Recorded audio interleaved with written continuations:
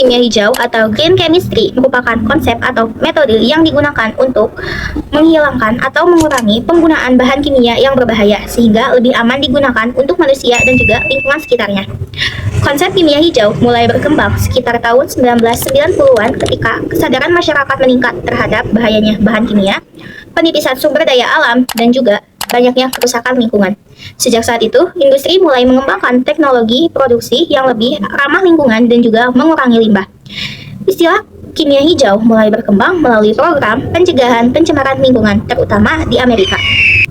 Para ilmuwan dan juga organisasi kimia mulai mengikuti program tersebut agar proses kimia menjadi lebih aman, efisien, dan juga berkelanjutan.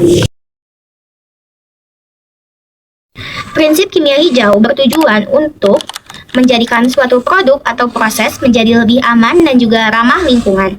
Ada 12 prinsip utama, yaitu yang pertama, mencegah limbah sejak awal, bukan membersihkannya setelah terbentuk. Yang kedua, ekonomi atom, memaksimalkan semua atom bereaksi menjadi produk agar limbah minimal. Yang ketiga, sintesis yang lebih aman, dengan menggunakan bahan yang sedikit atau bahan yang tidak beracun. Yang keempat, merancang bahan kimia yang lebih aman dengan toksisitas yang rendah. Yang kelima, menggunakan pelarut atau bahan tambahan yang aman dan juga meminimalkannya. Yang keenam, efisiensi energi dengan melakukan reaksi terhadap suhu atau tekanan yang tidak boros energi. Yang ketujuh, menggunakan bahan baku terbarukan bukan yang akan habis. Yang kedelapan, mengurangi bahan turunan. Yang kesembilan, menggunakan katalis agar reaksi terjadi lebih cepat dan mengurangi limbah. Yang ke-10, gunakan desain untuk degradasi agar produk lebih cepat terurai.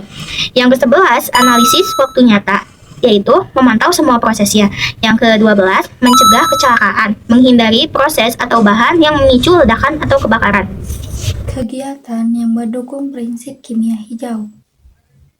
Sebenarnya, kimia itu dekat banget sama kehidupan kita, mulai dari obat, makanan, skincare, sampai pertanian. Semuanya itu ada unsur bahan kimianya, tapi kalau dipakai berlebihan atau enggak secara aturan, bahan kimia bisa bikin lingkungan rusak. Nah, karena itu ada yang namanya kimia hijau. Kimia hijau itu intinya gimana caranya kita tetap pakai kimia tapi dengan cara yang lebih aman dan ramah lingkungan. Ada beberapa contohnya. Yang pertama, mendukung ketahanan pangan lewat pertanian berkelanjutan. Jadi, petani nggak terlalu banyak pakai bahan kimia berbahaya supaya tanah tetap subur dan nggak tercemar. Yang kedua, beralih ke energi alternatif. Soalnya bahan bakar fosil itu bisa menyebabkan polusi. Jadi, lebih baik kita pakai energi yang bisa diperbarui dan lebih ramah lingkungan. Yang ketiga, menggunakan plastik ramah lingkungan yang lebih mudah terurai supaya nggak numpuk jadi sampah. Yang keempat, memakai cat tanpa VOC, karena VOC itu zat yang biasa menguap dan kurang baik bagi kesehatan. Dan yang terakhir, menerapkan 3R, yaitu reduce, reuse, dan recycle. Artinya, kita mengurangi sampah, menggunakan kembali barang yang masih bisa dipakai, dan mendaur ulang barang bekas.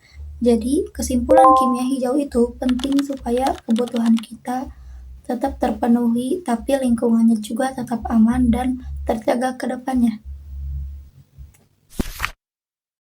Kimia hijau bukan sekedar teori di buku pelajaran. Ia adalah cara kita merawat bumi dengan lebih bijak. Dengan menerapkan prinsip kimia hijau, kita bisa mengurangi penggunaan bahan kimia berbahaya dan menciptakan lingkungan yang lebih sehat. Bukan hanya untuk hari ini, kimia juga mendukung pembangunan berkelanjutan.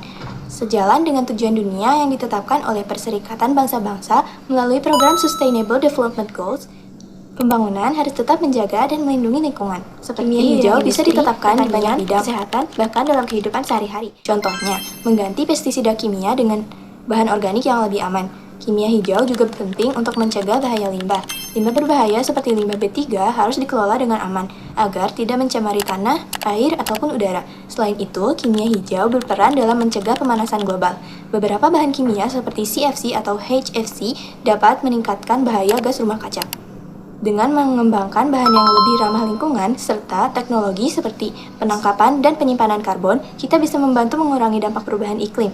Karena masa depan yang lebih bersih dan berkelanjutan dimulai dari inovasi yang lebih bertanggung jawab di hari ini. Kimia hijau adalah konsep dalam ilmu kimia yang bertujuan untuk mengurangi penggunaan bahan berbahaya dan mengurangi pencemaran lingkungan. Jadi, proses kimia yang baik seharusnya aman bagi manusia dan juga ramah terhadap lingkungan. Contoh yang pertama, membakar sampah plastik. Saat plastik dibakar, terjadi reaksi kimia yang menghasilkan asap dan gas beracun seperti dioksin. Gas ini dapat mencemari udara dan berbahaya bagi kesehatan manusia. Karena menghasilkan zat berbahaya, proses ini tidak sesuai dengan prinsip kimia hijau. Contoh yang kedua, penggunaan deterjen berlebihan. Beberapa deterjen mengandung fosfat yang jika masuk ke sungai dapat menyebabkan pertumbuhan alga yang berlebihan di dalam air. Hal ini dapat mengurangi oksigen di air dan membahayakan makhluk hidup di dalamnya. Contoh yang ketiga, penggunaan pestisida. Pestisida memang dapat membunuh hama, tetapi jika digunakan terlalu banyak, dapat mencemari tanah dan air, serta membahayakan bagi kesehatan manusia. Jadi, dari contoh-contoh tersebut, kita dapat mengetahui bahwa beberapa proses kimia dalam kehidupan sehari-hari masih tidak sesuai dengan prinsip kimia hijau, karena dapat mencemari lingkungan. Oleh karena itu, kita perlu menggunakan cara yang lebih ramah lingkungan.